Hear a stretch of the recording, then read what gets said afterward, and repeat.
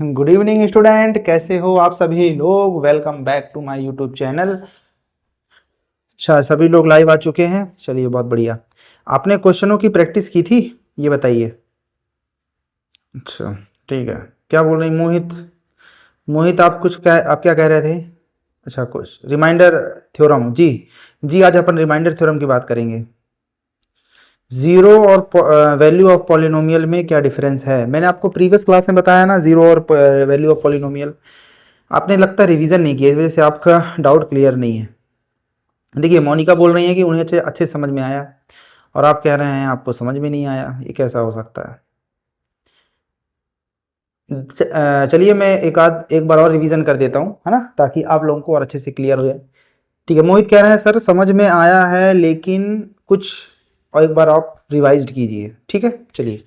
ठीक है, देखिए, अपन प्रीवियस क्लास में जीरो और वैल्यू ऑफ पॉलिनोमियल की बात की थी। ये आपके सिलेबस का पार्ट है, ठीक है ना। लेकिन जो अपन ने डिवीजन एल्गोरिथम, अच्छा, आप लोगों को डिवीजन एल्गोरिथम समझ में आ गया था क्या? जब वो समझ में आ गया तो आपको जीरो और वैल्यू ऑफ पॉलिनोमियल में क्यों आ रहा है दिक्कत? क्योंकि या तो आपने डिवीजन एल्गोरिथम को लाइटली लिया है, क्योंकि वो भी एक अच्छा टॉपिक है, ठीक है ना। और जीरो और वैल्यू ऑफ पॉलिनोमियल तो बहुत ईजी था, फिर क्यों दिक्कत आ रही है ना। जब आपने डिवीजन एल्गोरिथम को अच्छे तरीके से आप समझ चुके हैं, ठीक है ना, तो उसमें भी दिक्कत नहीं आनी चाहिए मेरे हिसाब से। चलिए, मैं इसको रिवाइज कर देता हूँ। क्या होता है जीरो और वैल्यू ऑफ पॉलिनोमियल? ठीक है। सबसे पहले मैंने अभी क्या बताया था आपको? वैल्यू ऑफ पॉलिनोमियल क्या होता है कि ऐसा पॉलिनोमियल जिसकी वैल्यू, जो वेरिएबल की वैल्यू अपन रख के देखते हैं, और जो पॉलिनोमियल की जो वैल्यू मिलती है उसे अपन क्या बोलते हैं? Value of polynomial. मतलब यदि मैं किसी भी वेरिएबल की जगह, है ना, कोई भी रियल नंबर में पुट करता हूं, तो जो भी वैल्यू मुझे मिलेगी, ठीक है ना, वो क्या कहलाएगी? उसकी वैल्यू ऑफ पॉलिनोमियल कहलाएगी।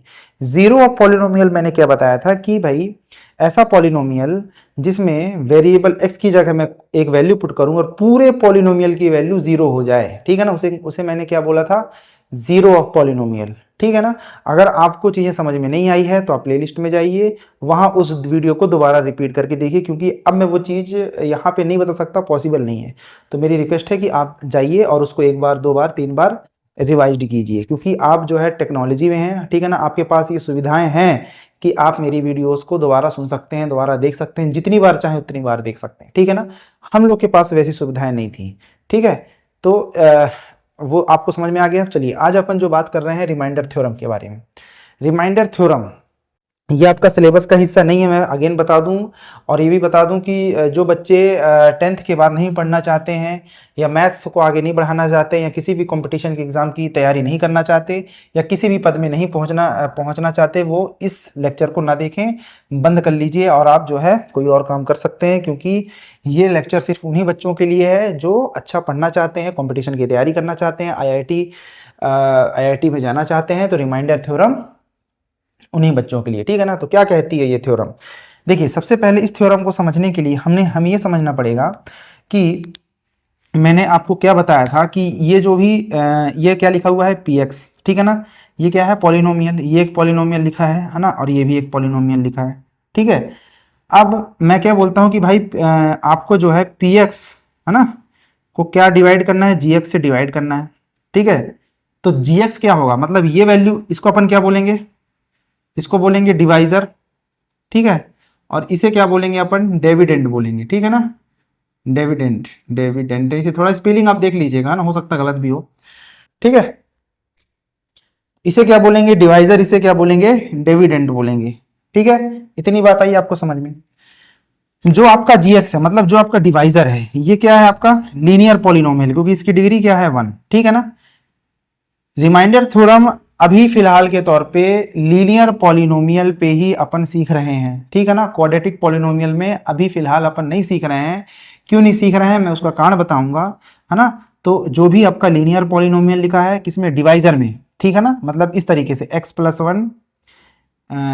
अच्छा, ये जो आपका डिविडेंड लिखा है, ठीक है ना, इसको आपको अरेंज करना है। कैसे अरेंज करना है? स्टैंडर्ड फॉर्म ऑफ पॉलिनोमियल में। तो मैंने क्या बताया था? Decreasing order of degree of variable, है ना। वेरिएबल की जो डिग्री है, या वेरिएबल की जो पावर है, उसको कैसे करना है? डिक्रीजिंग में। तो 3x² पहले लिखूंगा, फिर x लिखूंगा, +1 लिखूंगा, ठीक है ना। स्टैंडर्ड फॉर्म ऑफ पॉलिनोमियल, इतना मैंने लिख दिया। ये डिवाइजर हो गया, ये क्या हो गया? डिविडेंड हो गया। इतनी बात आई आपको समझ में? ठीक है, इतना आपको करना है, जो भी पॉलिनोमियल दिया है उसको आपको लिख लेना है। यहाँ अपन रिमाइंडर थ्योरम से डायरेक्ट रिमाइंडर कैसे फाइंड आउट करते हैं वो अपन सीखेंगे, है ना, बिना कैलकुलेशन के, है ना। इससे पहले जो मैंने आपको डिवीजन एल्गोरिथम बताई थी उसमें मैंने आपको बताया था कि इसको किस तरीके से डिवाइड करते थे, यहाँ कोसेंट मिलता था आपको और यहाँ अपन सॉल्व करते थे, यहाँ आपको रिमाइंडर मिलता था, ठीक है ना। इतना आपको करना पड़ता था, लेकिन मेहनत को बचाने के लिए साइंटिस्टों ने बहुत मेहनत की बच्चों, इतनी मेहनत की उन्होंने, दिन दिन रात एक कर दी है और उन्होंने फिर निकाल के बताया कि आपको कैसे निकालना है। ये जो चीज़ आपको पकी पकाई मिल रही है ये साइंटिस्ट की मेहनत की वजह से हुआ है, ठीक है ना। तो वही चीज़ मैं बोलता हूँ कि आप भी कभी साइंटिस्ट की जगह रख के सोचिए, अभी आप भी कभी उनकी तरह सोच डेवलप कीजिए ताकि आपको भी चीज़ें समझ में आए। यदि आप अपने आप को साइंटिस्ट की जगह रख के सोचेंगे तो आप भी कितनी भी बड़ी सी बड़ी प्रॉब्लम हो, साइंटिस्ट की तरह अगर आप सोचेंगे, ठीक है ना, और ये सोचेंगे कि उन्होंने कैसे सोचा कि रिमाइंडर थ्योरम में आप इस तरीके से करें आपको डायरेक्ट रिमाइंडर मिलेगा, उन्होंने कैसे सोचा ये चीज़ें, जब वो चीज़ आप सोच पाएंगे तभी आप जो है आईआईटी जैसे बड़े एग्जाम को क्रैक कर पाएंगे, ठीक है ना। तो इतना आपने कर लिया, ठीक है।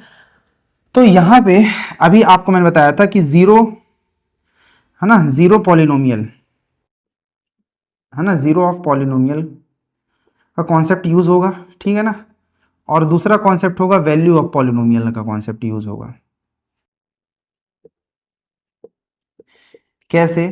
पहला कहता है कि जो भी आपका डिवाइजर है उसको आप क्या करिए, जीरो के इक्वल रखिए, x plus one equal to zero, ठीक है ना, जो अपन जीरो पॉलिनोमियल में करते थे ना भाई, जो भी अपना पॉलिनोमियल को जीरो के बराबर रखते थे। फिर यहां से आप x की वैल्यू निकालेंगे, x equal to minus one, ठीक है, निकाला, इतनी बात आई आपको समझ में। फिर अपन क्या करेंगे, ये जो आपका डिविडेंट है, ठीक है ना, इसको अपन लिखे 3x² plus x plus one, ठीक है। अब यहाँ पे x की वैल्यू क्या आ गई, माइनस वन, तो अब x की वैल्यू अपन यहाँ नहीं रखेंगे। जीरो पॉलिनोमियल में अपन क्या करते थे कि x की वैल्यू अपन यहाँ रखते थे और अपन चेक करते थे कि ये पूरा पॉलिनोमियल जीरो हो रहा है कि नहीं हो रहा, उसे अपन क्या बोल देते थे, जीरो पॉलिनोमियल। तो ठीक है ना, तो आपका चलिए वो क्लास आपको देखने की जरूरत नहीं है, यही आपका रिवीजन हो जा रहा है, ठीक है। फिर अब मैंने क्या बताया था कि दोनों कॉन्सेप्ट यूज होंगे। वैल्यू ऑफ पॉलिनोमियल में अपन ने क्या सीखा था, वैल्यू ऑफ पॉलिनोमियल में अपन ने सीखा था कि जो भी वेरिएबल x है इसमें अपन किसकी वैल्यू पुट करेंगे, x equal to minus one की वैल्यू पुट करेंगे, ठीक है ना, या कोई भी वैल्यू पुट करेंगे, वेरिएबल की जगह कोई भी नंबर पुट करेंगे। तो यहाँ पे चूंकि अपने पास दिया हुआ है कि भाई आपको x की जगह माइनस वन पुट करना है, ठीक है ना, तो मैं यहाँ पे माइनस वन पुट करता हूँ, माइनस वन का square plus minus one plus one, इसको मैं सॉल्व करूंगा, है ना। तो देखिए 3 इंटू माइनस वन की पावर क्या है, 2 है।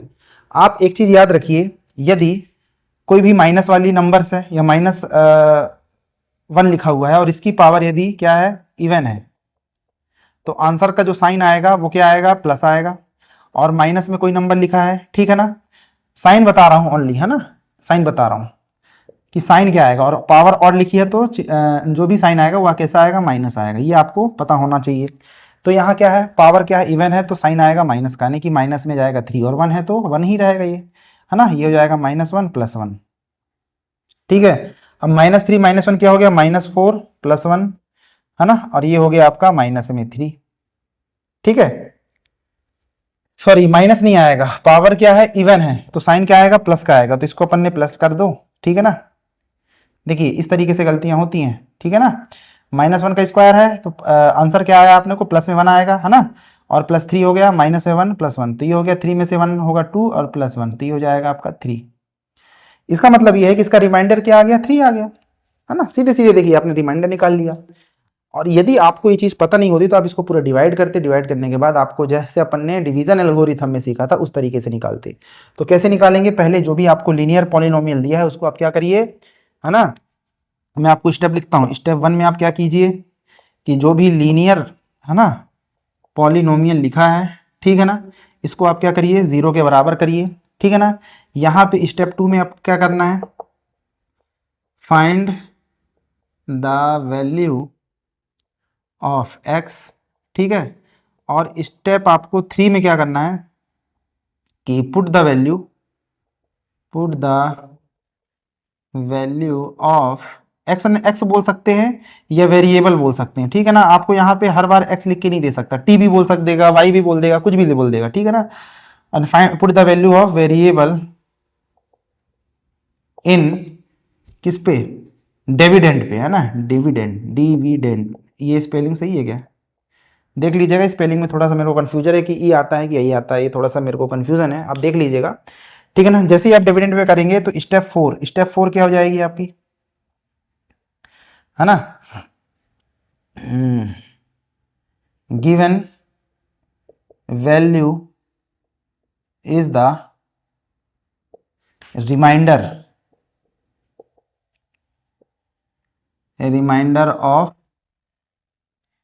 Of the polynomial, remainder of polynomial बोलेंगे या जो भी बोल देंगे, मैं पॉलिनोमियल लिख देता हूँ,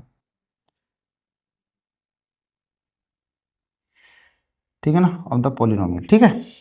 तो ये स्टेप आप जो है ना नोट कर लीजिए। पहले अपन क्या करेंगे, जो भी लीनियर पॉलिनोमियल होगा इसको जीरो के बराबर करेंगे, यहाँ पे अपन वेरिएबल की वैल्यू निकालेंगे, और जो भी वेरिएबल की वैल्यू आएगी इसको किसमें पुट करेंगे, इसमें पुट करेंगे, और ये अपने को रिमाइंडर मिलेगा। ये आप एक मैं आपको दे रहा हूँ कि भाई पी एक्स, ठीक है ना, इक्वल टू में क्या लिखा हुआ है, 4x² प्लस 9x प्लस 7 है, ठीक है, और जी एक्स में x प्लस 3 है ना। आप इसका डायरेक्ट रिमाइंडर निकाल के बताइए मुझे कैसे करेंगे, बिना सॉल्व किए, बिना डिवीजन एल्गोरिथम लगाए आपको डायरेक्ट रिमाइंडर बताना है ना। तो आप बोलेंगे सर ऐसा करते हैं कि x प्लस 3 को जीरो के इक्वल मानते हैं, यहाँ से x की वैल्यू हो जाएगी -3, और -3 को इसमें पुट करेंगे तो 4 इंटू -3 का स्क्वायर प्लस 9 इंटू -3 प्लस 7, ठीक है। फिर आप बोलेंगे 3 3 जा 9 होता है, और यहाँ पे क्या है, इवन है, तो साइन क्या आएगा, प्लस में आएगा, ठीक है ना। तो 3 3 जा 9, तो 4 इंटू 9 साइन प्लस में आएगा, और 9 3 जा 27 प्लस 7, ठीक है ना। ये जाएगा 36 माइनस 27 प्लस 7, ठीक है ना। 36 में से 27, भाई 36 में से 27 जाएगा तो क्या बचेगा, 18 9, और ये बचेगा आपका 209 बचेगा ना भाई, 11 कौन बोल रहा था, आप लोग मेरे को कंफ्यूज करते हुए यार, ठीक है। 7 16, ठीक है। तो इस तरीके से 16 क्या आ गया आपका, डायरेक्ट रिमाइंडर आ गया। देखिए यहाँ पे अगर रिमाइंडर 3 आ रहा है, 16 आ रहा है, यदि रिमाइंडर 0 आ जाए, आपका क्या आ जाए, रिमाइंडर 0 आ जाए इस तरीके से, तो आप क्या बोलेंगे, अगर रिमाइंडर 0 आ जाए तो आपको दो चीजें पता होनी चाहिए, एक फैक्टर और दूसरा होता है मल्टीपल। ये चीज आपने नोट कर ली, ठीक है ना। आगे बढ़ूं मैं, ठीक है ना। आपको फैक्टर और मल्टीपल के बारे में पता है, आपके आईआईटी वगैरह में ये क्वेश्चन बहुत आता है, इफ द गिवन पॉलिनोमियल, है ना, यदि इसका क्या क्या लिखेगा कि भाई ये जो दोनों पॉलिनोमियल दिए हैं इसको अपन डिवाइड कर रहे हैं और रिमाइंडर 0 आए, तो आपके पास 4 ऑप्शन होते हैं कि भाई ये बताना है कि भाई क्या ये इसका फैक्टर है या इसका मल्टीपल है, क्या है, ठीक है ना। मैं कहना क्या चाह रहा हूं, आप बड़े ध्यान से सुनिए। जैसे देखिए, अगर रिमाइंडर 0 आ गया, जैसे सबसे पहले आपके पास लिखा है पी एक्स, इसी का मैं एग्जांपल लेता हूं, 3x² प्लस x प्लस 1, और जी एक्स क्या लिखा है, x प्लस 1, ठीक है। यदि इनको आपने सॉल्व किया और रिमाइंडर आ गया आपके पास 0, ठीक है, इसका मतलब क्या है, इसका मतलब ये है कि भाई ये जो लिखा हुआ है ना 3x² plus x plus 1 is the multiple, of x plus 1, है ना। और अपन ये भी बोल सकते हैं कि x plus 1 is the factor of, ठीक है, 3x² प्लस x प्लस 1। अब मैंने कैसे ये सब बोल दिया, है ना, ये मैंने क्या लिख दिया कि भाई 3x² is the multiple of x plus 1, कैसे, देखिए, जब भी मैं, मान लीजिए आपने 6 को किससे डिवाइड किया, 2 से डिवाइड किया, ठीक है ना, मतलब कि क्या हुआ, 2 को मैंने 6 से डिवाइड किया, 2 3 जा 6 0। इसका मतलब क्या है कि 2 जो है 6 का फैक्टर है, फैक्टर का मतलब आपने समझा। देखिए फैक्टर का मतलब क्या होता है, यदि मैं बोलूँ 6 का फैक्टर आपको बताना है तो आप क्या बोलोगे, सर 1। मतलब आपको ऐसे नंबर बताना है जो 6 को क्या करे, डिवाइड करे, 6 को डिवाइड करे, है ना। तो ये हो जाएगा 1, आप बोलेंगे सर 1 डिवाइड कर रहा है, 2 डिवाइड कर रहा है, 3 डिवाइड कर रहा है, ठीक है, या 6 भी डिवाइड कर रहा है।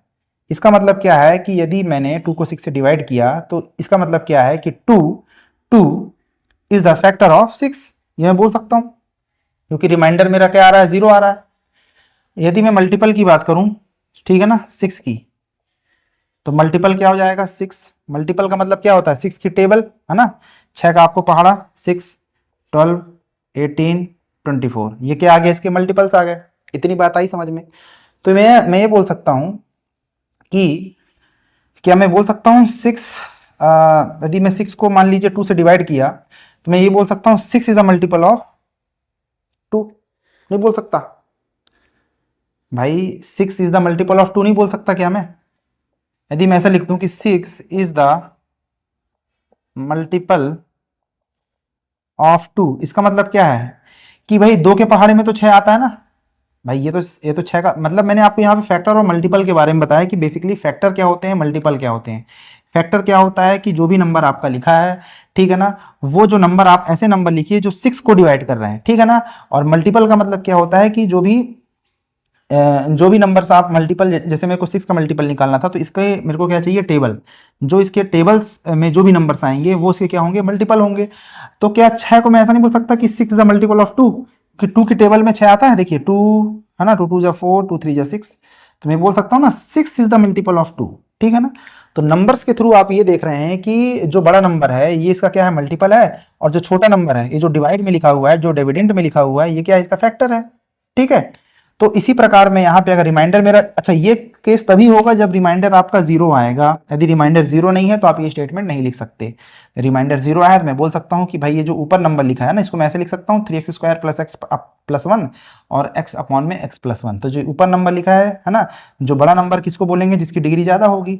तो जो बड़ा नंबर है ना, वो किसका मल्टीपल है, x प्लस 1 का मल्टीपल है, और x प्लस 1 किसका फैक्टर हो गया, इसका फैक्टर हो गया। यानी छोटा नंबर बड़े नंबर का क्या है, फैक्टर है, और बड़ा नंबर छोटे नंबर का क्या है, मल्टीपल है, ठीक है ना।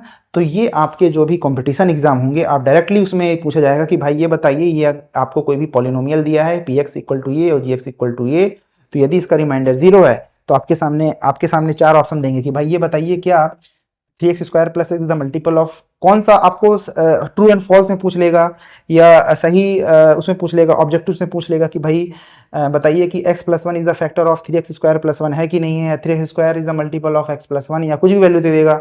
तो आपको पता है कि भाई रिमाइंडर 0 आता है, तो सन ने बताया था कि भाई जो भी ऊपर लिखा होता है न्यूमरेटर में जो होगा वो डिनोमिनेटर के क्या होगा, मल्टीपल में होगा, और जो भी डिनोमिनेटर में होगा वो ऊपर वाले के क्या होगा, फैक्टर होगा। कैसे होगा ये मैंने आपको नंबर्स के रूप में लिख के बताया है ना, कि फैक्टर ये होते हैं भाई, मल्टीपल ये होते हैं। और आपको ये चीज़ें 6th और 7th क्लास या 8th क्लास में बहुत अच्छी तरीके से मैंने बता रखी है, इसलिए मैं इसमें ज़्यादा टाइम नहीं दे रहा हूँ।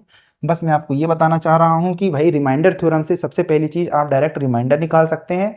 और यदि रिमाइंडर आपका 0 आता है, तो आप ये बोल सकते हैं कि कौन किसका मल्टीपल है, कौन किसका फैक्टर है, ठीक है ना।